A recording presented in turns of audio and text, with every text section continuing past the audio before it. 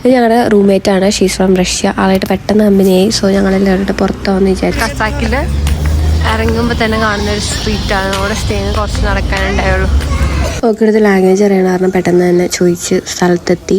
റൂമിൽ നിന്ന് കുറച്ച് നടക്കാനുണ്ടായിട്ടുള്ളൂ. റൂമിൽ നിന്ന് ഒരു 2 കിലോമീറ്റേഴ്സ് നടക്കാനുണ്ടായി. അങ്ങനെ ഗ്രീൻ മാർക്കറ്റ് എത്തി. ഇതാണ് കസാക്കിലെ ഗ്രീൻ മാർക്കറ്റ്. എല്ലാ സാധനവും അവിടെ കിട്ടും.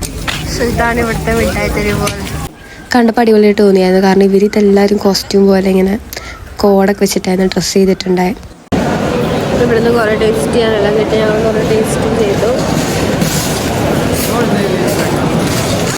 ഇവിടെ നിറച്ചു ഇതുപോലെ അടിപൊളി ബിൽഡിങ്ങുകളുണ്ട്. ഇതിൻ്റെ ഭംഗി ആസ്വദിക്കാനായിട്ട് കുറേ പേര് ഇങ്ങോട്ട് വരുന്നുണ്ട് കേട്ടോ. ഇതെല്ലാം പറഞ്ഞെന്നോളാം. ആൾക്കും ഇത് ഭയങ്കര ക്രേസാണ്. കുറേ ഫോട്ടോ ഒക്കെ എടുത്ത് കൊടുത്തു.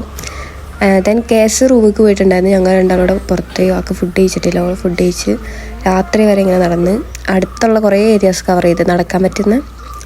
ദെൻ ആൾ പുറത്തേക്ക് പോയി. ഞാൻ നേരെ റൂമിലേക്ക് പോയി കേസിനെടുത്ത് ഞങ്ങൾ രണ്ടാളൂടെ പിന്നെ പുറത്തേക്ക്. ഞങ്ങൾ രണ്ടാൾ മാത്രമല്ല, ഹോസ്റ്റലിൽ ഉണ്ടായിരുന്ന കുറച്ച് പേരൂടെ ഉണ്ടായിരുന്നു കേട്ടോ കൂടെ.